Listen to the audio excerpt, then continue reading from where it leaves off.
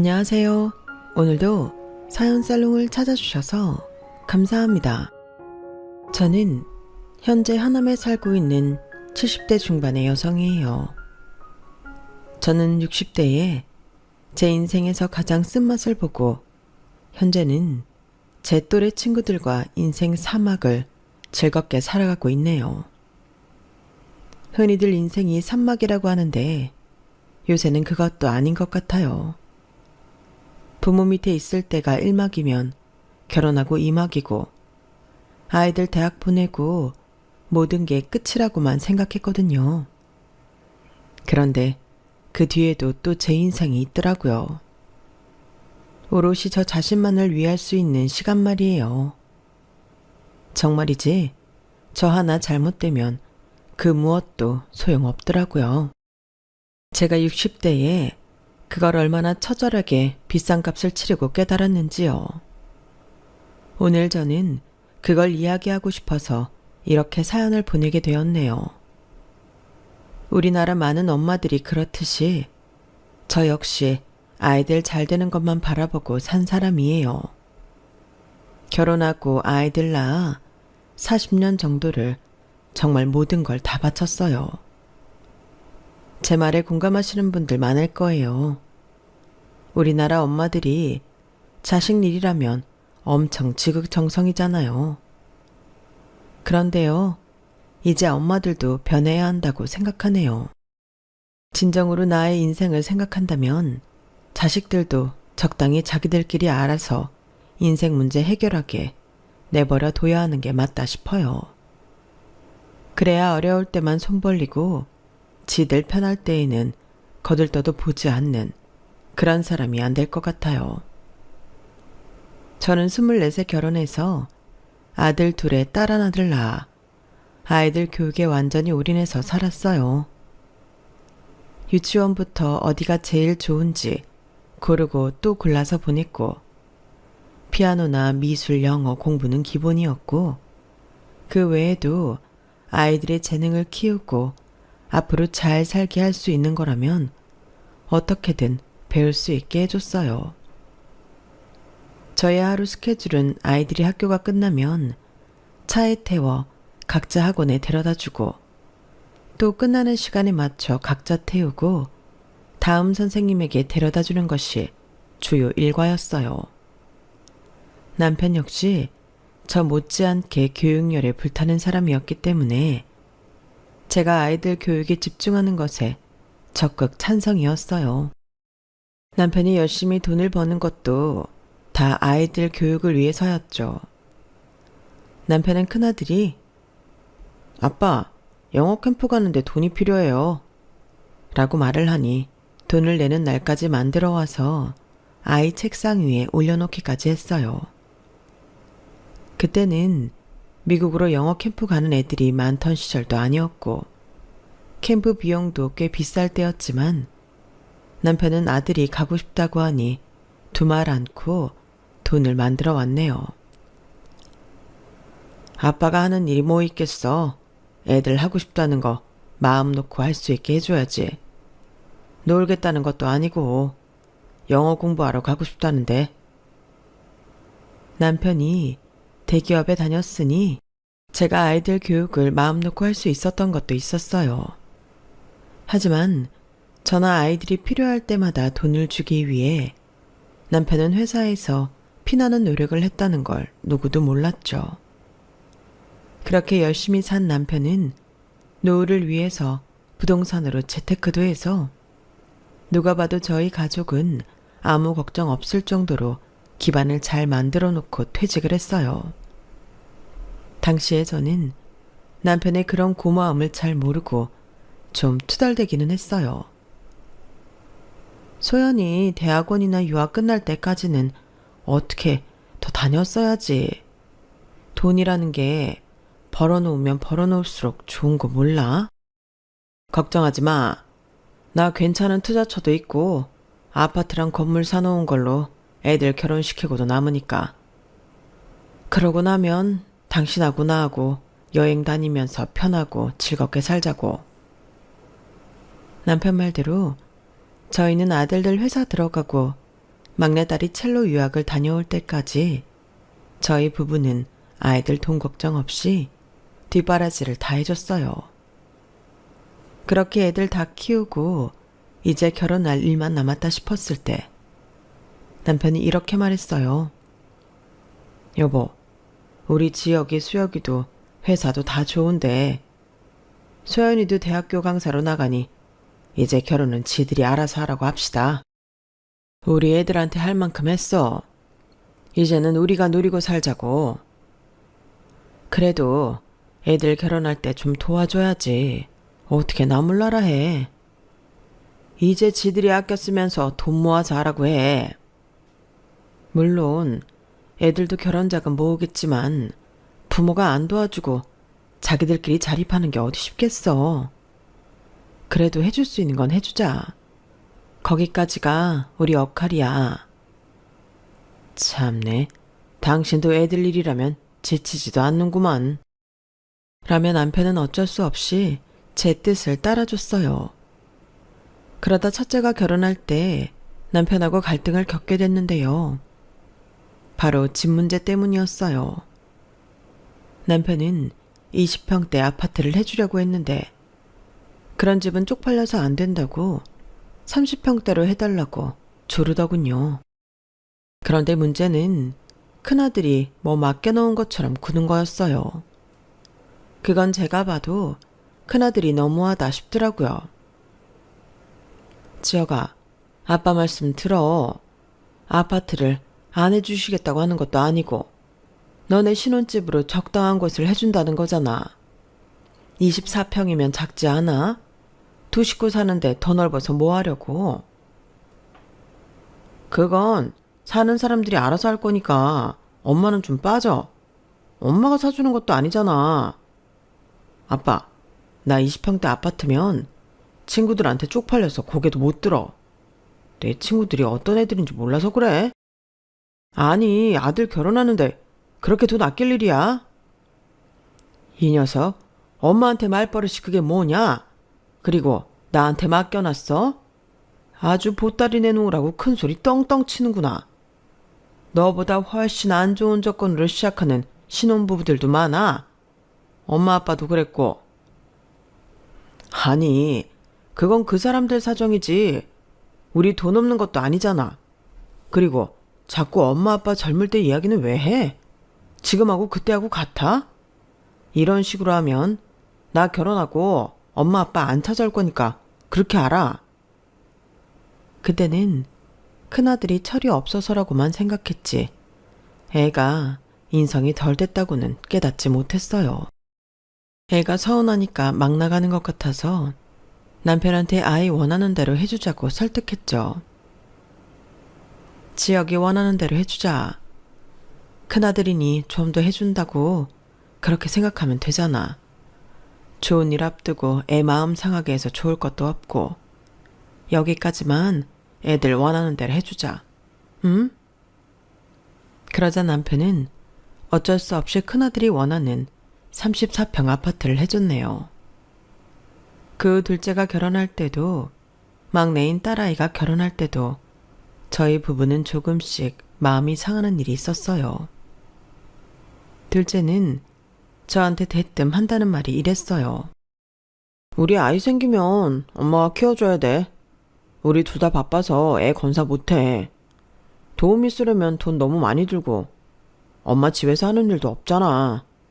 그러니까 애 키워줘. 딸아이는 저한테 자기네 집 반찬을 다 만들어 달라고 하더군요. 나 요리 못하잖아. 그러니까 엄마가 자주 들러서 음식 좀 해줘. 오빠는 매운 거 못 먹으니까 순한 걸로 해주고. 소고기 꼭 넣어줘. 한우로 해줘야 돼. 결혼하고 나서 하는 것도 아니고 상견례 전부터 저런 타령들을 하고 있으니 솔직히 참 섭섭하더라고요. 그래서 딸아이까지 결혼시키고 난 후에 남편한테 말했어요. 당신 말대로 애들 지들이 알아서 결혼하게 내버려 둘걸. 이제 와서 후회가 되네. 지혁이 아파트 해주니 수혁이랑 소연이도 안 도와줄 수도 없고 말이야. 애들이 어쩜 그렇게 나를 지네 집 일꾼으로 써먹을 생각만 하나 몰라. 어떻게 한 녀석도 나한테 지금까지 키워줘서 고맙다는 말 한마디를 안 할 수가 있지? 나 인생 잘못 살았나 봐. 그런 말 마. 당신처럼 열심히 애들 가르치고 애들 외에 헌신한 엄마 있으면 나보라 그래. 당신이 왜 인생을 잘못 살아? 그 녀석들이 생각이 모자라서 그래. 이제 살다가 보면 엄마 생각도 나고 아빠 생각도 나고 그럴 거야. 그때 되면 지들이 먼저 와서 미안하다고 고개 숙일 거고. 애들이 그런 걸로 당신을 비난하지는 말라고. 이제부터 우리들이 진짜 재미있게 살아보자. 우리 인생 앞으로 얼마나 남았을지 누가 알겠어. 이제 그 녀석들 뭐 해달라고 해도 눈 딱 감고 우리끼리 놀러 다니면서 살자고. 당신이 내 남편이고 내 옆에 있어서 얼마나 든든한지 몰라. 그래, 이제 우리만을 위해서 인생 살자. 남편과 저는 손을 꼭 잡고서 서로를 위로했어요. 저희 부부는 자식들을 내려놓고 여행도 다니고 시골에 가서도 한 달씩 살아보면서 둘만의 오붓한 시간을 가졌어요. 이제부터 시작이니 앞으로 둘이 함께 쭉 이렇게 살자고 했었네요. 신혼 때보다도 더 둘만을 위한 시간이었던 것 같아요. 하지만 그렇게 산 지 1년쯤 지났을 때 남편의 신변에 좋지 않은 일이 나타났어요. 특별히 힘든 일을 하지도 않았는데 자꾸 피곤함을 느끼던 남편이 폐렴 진단을 받게 되었죠. 저와 남편은 대수롭지 않게 생각했는데 병원에서는 노인 폐렴은 갑자기 악화될 수 있다며 입원을 권했어요. 남편은 입원할 정도는 아니라며 집에서 통원 치료를 받겠다고 했고요. 의사는 어쩔 수 없다는 듯 말했어요. 그럼 오늘 중에라도 갑자기 몸이 안 좋아지시면 바로 대학병원 응급실 가셔야 돼요. 제가 남편 잘 지켜보다가 꼭 그렇게 하겠다고 하고 집에 왔는데 남편이 저 잠깐 장 보러 간 사이에 친구 만나겠다고 외출을 했더라고요. 그리고 그날 밤에 돌아온 남편은 새벽에 열이 불덩이처럼 올라서 제가 바로 119를 불렀네요. 혈액 검사와 CT 촬영 등등 여러 검사를 한 끝에 남편은 폐렴뿐만 아니라 심장 쪽 전해질 수치도 낮아서 자칫 의식을 잃을 수도 있는 상태라고 했어요. 빈혈도 심해서 수혈을 받아야 했고요. 저는 그런 남편을 보고는 펑펑 울었죠. 아니, 내가 옆에서 보고 있었는데 어떻게 이렇게 당신 상태를 모를 수가 있지? 미안해, 여보. 정말 미안해. 제가 하도 우니까 간호사가 저를 진정시켰어요. 할머니, 이런 건 일반 사람들이 지켜본다고 알 수 있는 게 아니에요. 그러니까 너무 자책하지 마세요. 전해질 수치나 빈혈은 환자 자신도 잘 모르고 넘어갈 때가 많으니까 진정하시고요. 너무 우시면 몸에 안 좋아요. 남편은 장에 출혈 부분이 있어서 빈혈이 심해졌다고 했어요. 그렇게 치료를 받으며 조금씩 안정을 취해가는데 제가 그때 자식들한테 또 한 번 섭섭함을 느꼈네요. 아빠가 아프다는데 어떻게 한 녀석도 들여다보지 않는지요. 장출혈 때문에 수술한다고 했을 때만 전화 한 번씩 하더니 병문안을 한 번 안 오더라고요. 저는 너무 속상해서 큰아들한테 먼저 전화를 했어요. 지혁아, 니들 아무리 바빠도 이건 아니지. 어떻게 아빠 아프신데 한 번을 안 와보니? 아니, 며느리가 둘씩이나 있고 사위까지 있는 양반이 저렇게 외롭게 누워있어야 돼? 네가 모범을 보여야 수혁이 소연이도 오지 않겠어? 엄마, 아빠 죽을 병 걸린 것도 아니잖아. 집사람 지금 임신 중이라 몸도 조심해야 되고. 우리도 이것저것 복잡해. 이제 회복 중이시니 태어나면 집으로 갈게. 정말 괘씸하더군요. 아빠가 지들한테 어떻게 했는데 이럴 수 있는지. 그나마 둘째 며느리가 잠깐 왔다 갔고 딸아이도 사위도 전화통화만 했지 누구 하나 찾아오지 않았어요. 남편은 그렇게 나아가나 싶었는데 어느 날 밤 다시 열이 오르더니 갑자기 혼수 상태에 빠져 중환자실로 옮겨졌어요. 의사가 마음의 준비를 하시라고 했고 그 말을 전하고 나서야 아이들이 병원에 오더군요. 솔직한 심정으로 제가 그토록 지극정성 키운 예전에는 무슨 짓을 해도 이쁘기만 했던 애들이 쳐다도 보기 싫었어요. 남편은 결국 고비를 넘기지 못하고 아침이 밝기 전 저 세상으로 떠나고 말았어요. 인생이 정말 허무하다는 걸 그때 뼈저리게 느꼈어요.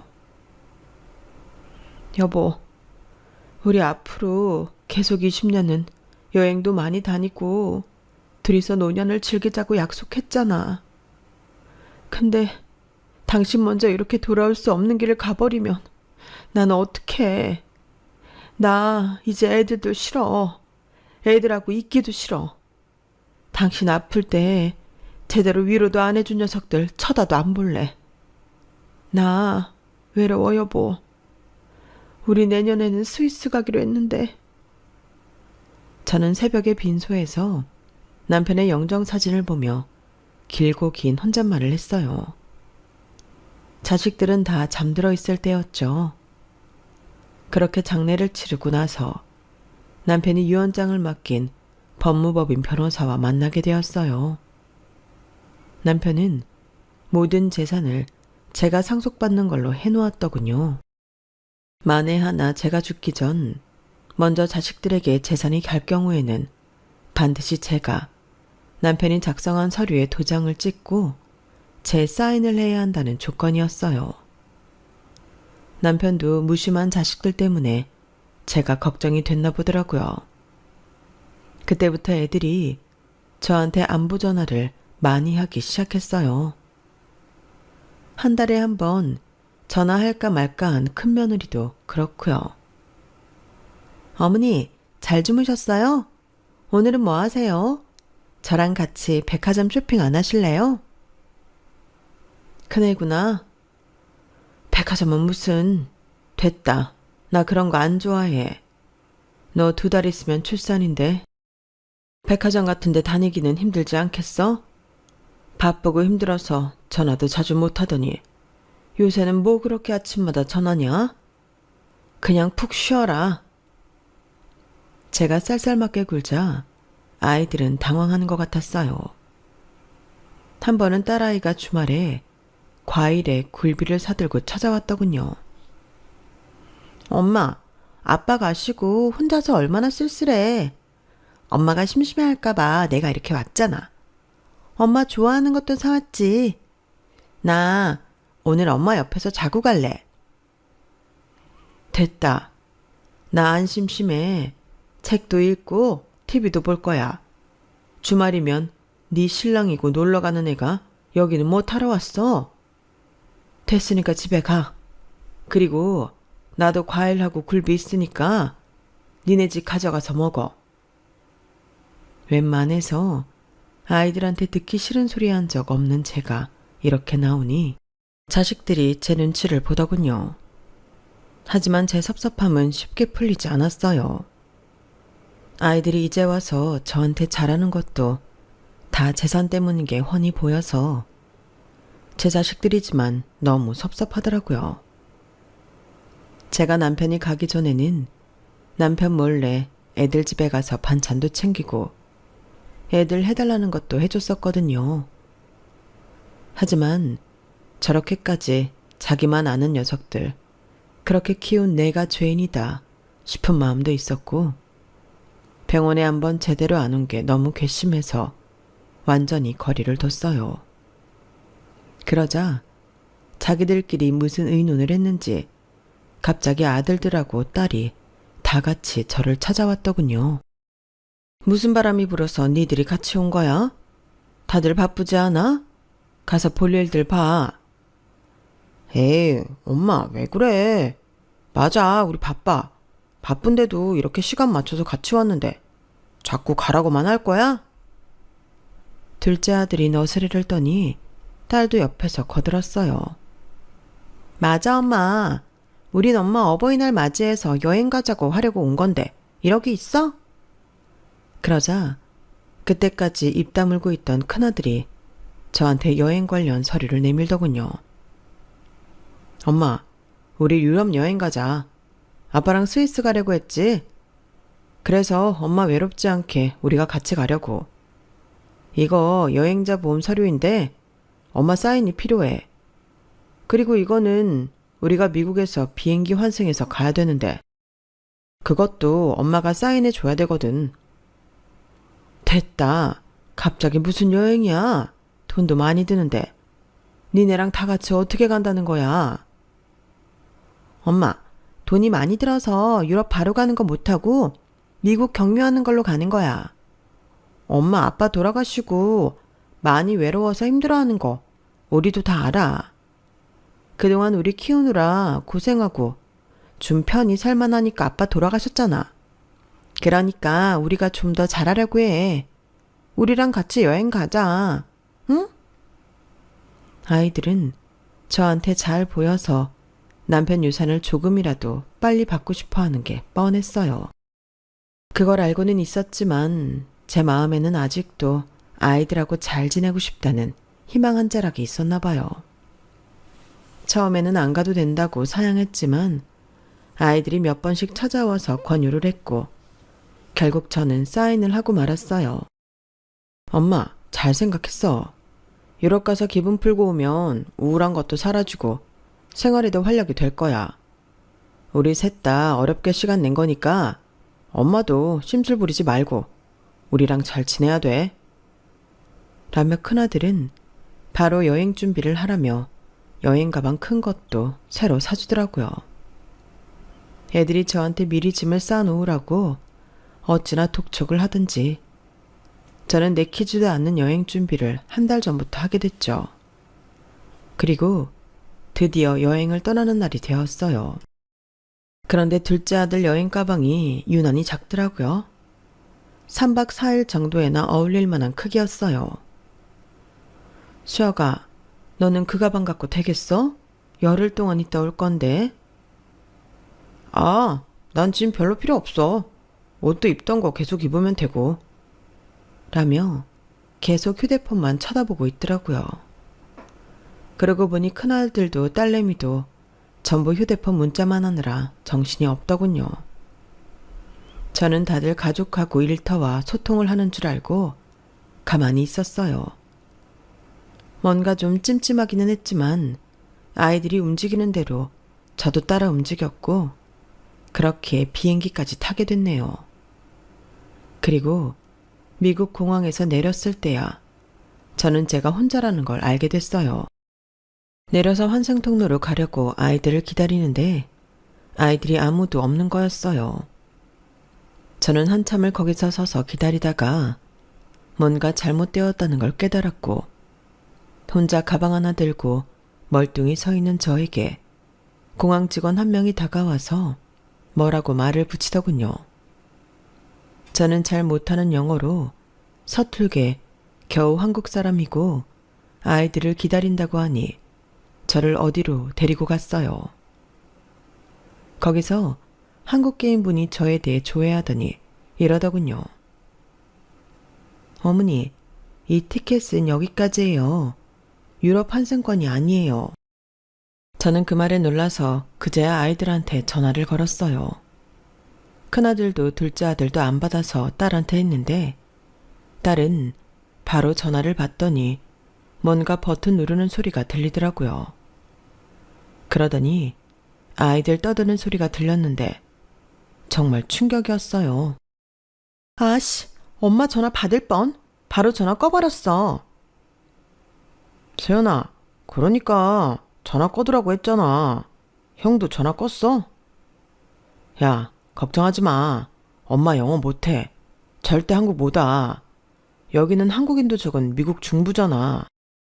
그리고 새 녀석이 낄낄대며 웃는 소리가 들리는데 저는 너무 소름이 돋았고 그 다음 분해서 눈물이 다 나더군요.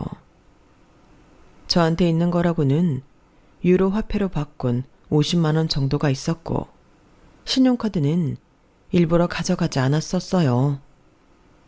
너무 돈을 많이 쓰게 될까봐 두고 온 건데 그게 저를 꼼짝도 못하게 만들 줄 누가 알았겠어요. 제가 가진 돈으로는 한국으로 갈 비행기 표값도 안 됐어요. 공항에서는 저보고 이제 나가야 된다고 하더군요. 정 안 되면 한국 영사관이라도 가라는데 저는 거기가 어디인지 찾아갈 엄두도 나지 않았어요. 휴대폰 충전도 다 떨어져서 이제 연락도 되지 않는 상황에 저는 어두워진 공항을 나와 망연자실하게 하늘만 보고 있었죠. 그랬더니 어떤 미국 여자가 와서 저한테 뭐라고 계속 말을 걸더라고요. 저는 한마디도 못 알아듣고 그저 제가 아는 단어를 조합해서 더듬대며 한국인인데 한국에 갈 수 없다, 갈 데가 없다고 했네요. 그러자 그 여자는 어떻게 알아들었는지 저더러 자기 나쁜 사람 아니라는 몸짓을 하며 차에 타라고 했어요. 거기에 계속 있을 수도 없고 함부로 혼자 택시를 타기도 무서워 결국 저는 그 여자를 따라서 가기로 했어요. 제가 도착한 곳은 빨간색의 사층 건물이었는데 우리나라로 치면 복지관 같은 데였어요. 동양인들도 있기는 했지만 한국말을 할 줄 아는 사람은 없더군요. 저를 데려온 여자는 거기 직원들한테 뭐라고 이야기를 했고 그곳 사람들은 저한테 방을 하나 내줬어요. 침대가 하나가 전부인 작은 방에 들어간 저는 밤새 눈물을 흘리며 분을 삼키느라 한숨도 잠을 못 잤어요. 여보, 애들이 나 버린 거 맞지? 내가 지들 뜻대로 안 될 것 같으니까 나한테 이러는 거 맞지? 애들이 그래서 내 사인 받아갔나 봐. 당신 재산 받으려면 내 도장 말고 사인도 필요하잖아. 여보, 우리는 최선을 다해 키운다고 키웠는데 뭐가 문제였을까? 내가 잘못했나 봐. 너무 공부 가르치는 거에만 몰두해서 애들 인성이 어떤지는 생각도 못했나 봐. 여보, 나 무서워. 여기서 어떻게 살아야 돼? 나 한국에 연락은 할 수 있겠지? 너무 무서워. 여보, 하늘에서 나 좀 지켜줘. 나 무사히 한국 갈 수 있게 끝까지 나 좀 보살펴줘. 그리고 저는 다음 날 전화 한 통만 쓰자고 해서 겨우 기억하고 있던 제 친구한테 전화를 했어요. 한국하고 미국 시차 때문에 처음에는 통화가 안 됐고 몇 차례 더 걸어서 겨우 연결이 됐죠. 저는 너무 창피해서 자식들한테 버림받았다는 말은 차마 못했어요. 순영아, 내가 여기 유럽인데 내 핸드폰 충전기가 없어서 그러거든. 땡땡 법무법인에 박한영 변호사님 전화번호 좀 알아놔 줄래? 내가 다시 전화할게. 아우, 애들도 다 충전기를 안 가져갔어? 거기 웬만하면 우리나라 충전기도 있지 않어? 그게 여기는 없네. 애들은 같이 오려고 했는데 못 왔어. 저는 일단 변호사한테 연락한 후에 나중에 자초지종을 이야기해도 되겠다 싶어 그렇게 말했어요. 친구는 제 목소리나 말투가 좀 이상하다면서도 알았다고 했고 저는 그렇게 변호사 전화번호를 알아내 연락을 했어요. 제 이야기를 들은 변호사는 기가 막혀서 말도 제대로 못하더군요. 아니, 부모를 외딴 곳에 놓고 온다는 말을 듣기는 했어도 제가 직접 볼 줄은 몰랐네요. 어떻게 할까요? 이 사람들 제가 신고할까요? 거기서 한국 올 비행기표는 살 수 있으세요? 제가 사서 보내드릴까요? 아니요, 변호사님. 저 일단 여기 좀 있어 볼게요. 무슨 핑계를 대서라도 그 녀석들한테 재산만 가지 않게 해주세요. 일단 저에 대해 안다고 내색도 하지 마시고요. 뭘 어쩌시려고요? 그 낯선 데에 오래 계시면 병나요.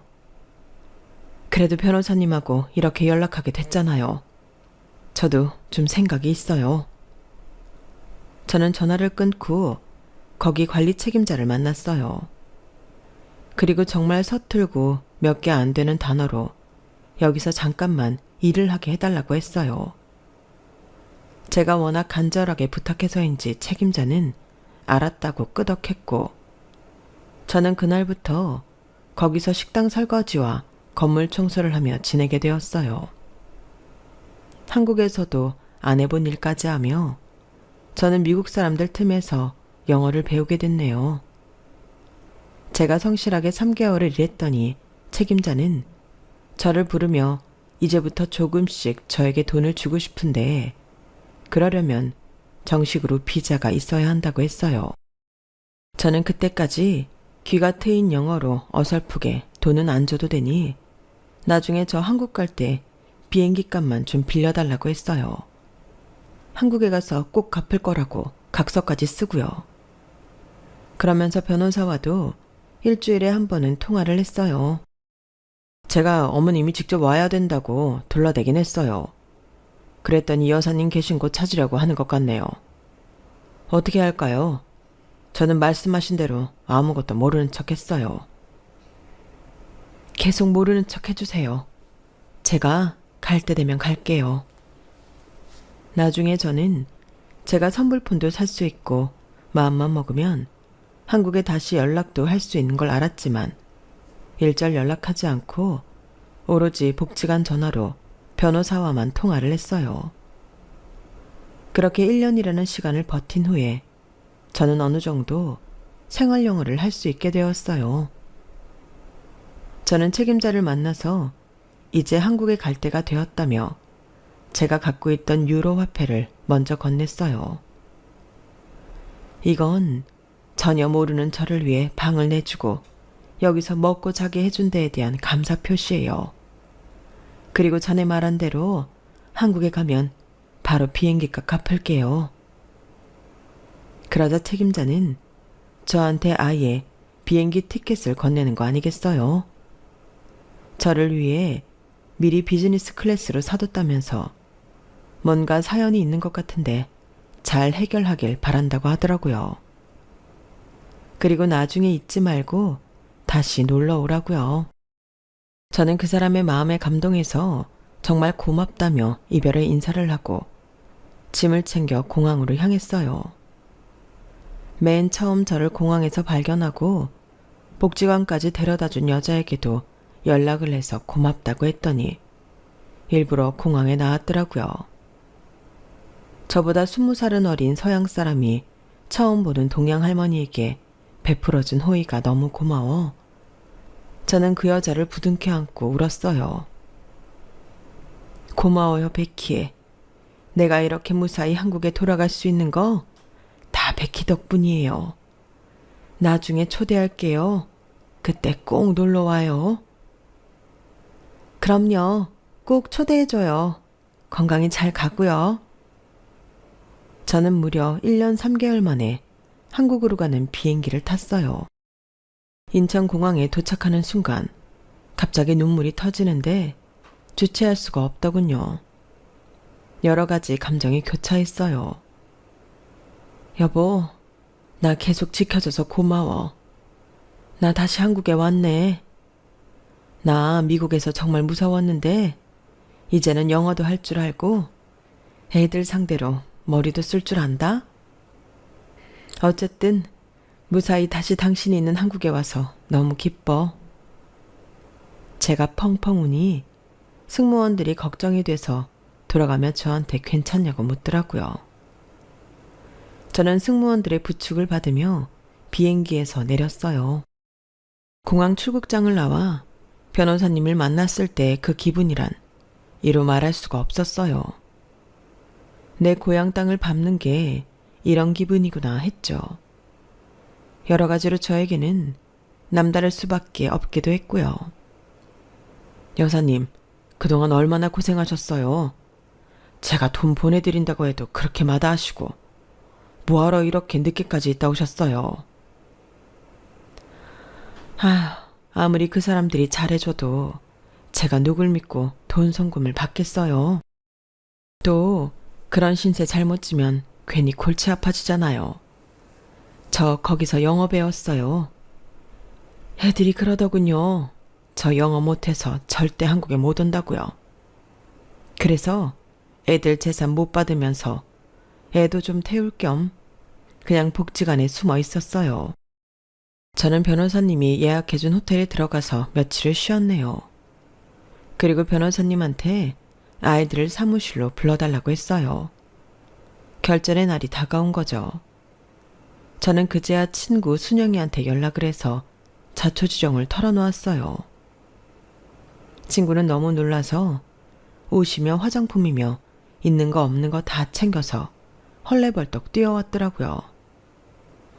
아니, 세상에 너 거기 가서 그렇게 고생하고 있으면서 어떻게 나한테 말 한마디 안 했어? 아무리 한국인이 적은 동네라고 해도 어떻게든 뒤져보면 한국 사람 있었을 거 아니야. 내가 여기서 찾아볼 수도 있었고.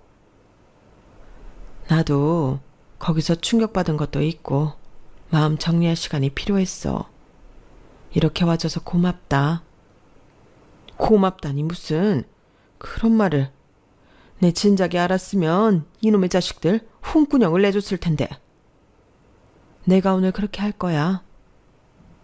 저는 깨끗하게 차려입고 택시를 불러 변호사 사무실로 갔어요. 사무실에 들어가기 전에 안에서 무슨 소리를 하나 잠깐 들어봤죠. 자식들이 변호사한테 불만만 쏟아놓더군요. 아니, 엄마를 찾을 수 없으면 그냥 저희가 엄마한테 받아놓은 사인으로 일 처리하면 되는 거 아니에요? 그게 법으로 안 되게 되어 있어요. 어디에 있는 어떤 법조항이요? 그것 좀 명확히 말씀해 주시죠. 큰아들이 변호사한테 막 성질을 내며 따졌고 그 다음으로 둘째 아들이 한마디 하더라고요. 혹시 미국에서 실종된 한국 사람 찾는데 아세요? 왜 미국이에요? 유럽 갔다가 어머니 잃어버렸다면서요. 근데 미국 이야기가 왜 나와요? 그러자 딸이 급한 목소리로 이러더라고요. 아니, 혹시나 해서 그러죠. 저희도 알아볼 수 있는 거 다 알아봤는데 못 찾겠어서 그런 거예요. 제가 하나만 물어보죠. 지혁씨, 수혁씨, 소연씨. 어머니 찾으라는 거 어머니 걱정돼서 아니고 재산 때문이죠? 진짜 어머니 걱정은 하나도 안 하시는 것 같은데요. 아니, 어차피 돌아가셨을 수도 있고 그러니 산 사람은 살아야죠. 저희가 재산 받고 시신이라도 찾아 묻으면 그걸로 충분한 거 아닌가요? 큰아들의 성난 목소리에 제가 문을 열고 들어갔어요. 뭐? 누구 시신을 찾아서 묻는다고? 어디 다시 말해봐라. 제 목소리에 자식들은 일제히 자리에서 일어났어요. 다들 진짜 귀신이라도 본 표정으로 하얗게 질려있더군요. 한동안 아무 말도 못하더니만 딸이 먼저 입을 뗐어요. 어? 엄마가 여기 어떻게 왔어? 엄마, 오하이오주 영사관에서도 못 찾겠다고 했는데? 너네 나 유럽 데려간 거 아니었냐? 근데 왜 미국에서 나를 찾아? 그러고는 그동안 미국에서 배운 영어로 유창하게 쏘아붙였어요. 니들이 나 버리고 재산 차지하려고 한 거 다 알아. 천하이 못된 것들. 아버지 아플 때도 문병 한번 제대로 안 오더니 이제 너희 키워준 엄마도 늙고 쓸모없다고 재산 물려받는데 이용하고 해외에 버려? 이 무식한 것들아. 미국에 버리면 한국으로 못 오겠냐? 거긴 선진국이야. 무슨 오지도 아니고. 내가 진짜 혹 키웠지. 니들 내가 영어 못해서 한국에 절대 못 온다고 했지? 그 못하는 영어로 여기 변호사님하고도 연락하고 거기서 하루 세끼 잘 먹고 살았다. 아이들은 제 말을 대충 알아듣고는 아주 혼비백산을 하더군요. 먼저 둘째 아들이 제 앞에 무릎을 꿇고 싹싹 빌었어요. 엄마, 나는 그냥 형이랑 소연이가 하자는 대로 한 거야. 잘못했어, 엄마. 한 번만 용서해줘. 응? 둘째 오빠, 진짜 치사하게 나오네? 내가 뭘 하자고 해? 엄마, 나 오빠들한테 홀딱 넘어간 거야. 엄마, 나 계속 엄마 걱정 많이 했다고. 엄마, 나한테 화 안 낼 거지? 혹시 마음 상한 거 있으면 풀어. 엄마 미안해. 응? 그러자 이 모든 일의 원흉인 큰아들이 뻔뻔하게 말했어요. 니들 너무 그러지 마. 우리 엄마야. 엄마 몰라? 한 번도 우리 크게 혼내신 적도 없고 늘 우리 감싸주셨잖아. 엄마 항상 우리한테 너그러운 우리 엄마. 이렇게 건강하게 와줘서 고마워. 고생했지? 라며 제 손을 잡는 큰아들한테 저는 싸대기를 날렸어요. 그러자 큰아들도 다른 애들도 엄청 놀라서 저를 보더군요. 저는 아이들 키우면서 한 번도 손찌검 비슷한 걸 해본 적이 없었거든요. 야, 너 아직도 그런 말이 나한테 통할 것 같아? 내가 미국에서 얼마나 피눈물 흘리며 영어 배운 줄 알아? 오늘 이날만 기다리면서 거기 있었던 거야. 그런데 네 그런 사탕 발린 말에 내가 넘어갈 것 같아? 너 말 잘했다. 나 너네 한 번도 엄하지 않게 키웠어. 근데 그게 너무 잘못했다는 걸 이렇게 뒤늦게 깨닫는다. 니네 원하는 대로 다 해주고 한 번도 거절하지 않은 거. 그게 얼마나 나쁜 건지 이제 알았다고. 니네가 모르는 게 있는데 아버지가 유언장에 한 말이 또 있거든. 변호사님, 그거 낭독해 주세요. 네, 여사님. 아내 유진이가 자식들에게 재산을 분배할 마음이 없을 시 아내 유진이의 뜻대로 한다. 나 니네 아빠 재산 한 푼도 못 줘. 그렇게 너희 위해 모든 걸 해준 아빠 아프실 때 한 번도 들여다보지도 않은 불효 막심한 놈들한테는 아까워서 한 푼도 안 줄 거야. 내가 다 기부하고 죽고 말지. 그러자 큰아들이 제 앞에 완전 엎어지더군요. 엄마, 안 돼. 나 빚이 많단 말이야. 지금까지 겨우 버텼어. 아빠 돈 못 받으면 난 끝이야. 제발, 내가 잘못했어. 그러자 둘째 아들하고 딸도 이어서 난리가 났어요. 엄마, 나도 무리하게 주식 투자해서 돈 많이 잃었어. 요즘 집사람이 나보고 돈 안 가져온다고 얼마나 바가지인지 몰라. 엄마, 나도 힘들어. 이러지 마, 엄마. 역시 니들은 나한테 미안한 게 아니고 돈 때문에 이러는구나. 나 진짜 너희한테 할 만큼 했어. 그러고도 외국에 버려지는 대접밖에 못 받는데 니네한테 뭘 더 하라는 거냐? 됐다. 니들 일은 니들이 알아서 해. 저는 자식들 손길을 냉정하게 뿌리치고 사무실을 나왔어요. 자식들이 쫓아나와 매달리고 울고불고 했지만 저는 꿈쩍도 하지 않았어요. 그 후 저는 자식들 모르게 이사를 했고 연락처도 바꿔버렸어요. 변호사 말로는 큰아들은 파산을 했고 둘째는 이혼 위기에 딸아이는 애들 레슨하러 다니느라 바쁘다고 하더군요.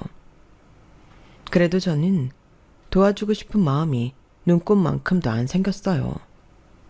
자식들한테 너무 크게 당해서인지 만나고 싶지도 않았어요. 저는 남편 유골도 자식들 모르는 대로 옮기고 저 혼자 조용히 지내며 가끔 남편만 만나러 가고 있어요. 남편과 여행 다녔던 곳들을 다니며 추억을 되새기고요. 가끔 그런 곳에서 저를 기다리는 자식들을 볼 때도 있지만 저는 눈길 한번 제대로 주지 않았네요. 자식들한테만 너무 올인하고 살았기 때문에 이런 일이 생긴 것 같아요. 그래서 아이들 한참 키우고 있는 부모님들, 너무 내 인생 다 바쳐 아이들만 바라보지 말았으면 해요. 내 행복과 권리는 내가 지켜야지 자식들도 그걸 해주지는 않더라고요. 그럼 지금까지 제 이야기 들어주셔서 감사해요. 저보다 현명하신 여러분들, 가족과 진심으로 행복하시길 바랍니다. 여러분, 사연 댓글에 응원과 현명한 조언 부탁드려요. 좋아요와 구독은 저에게 큰 힘이 됩니다. 오늘도 좋은 일 가득하세요.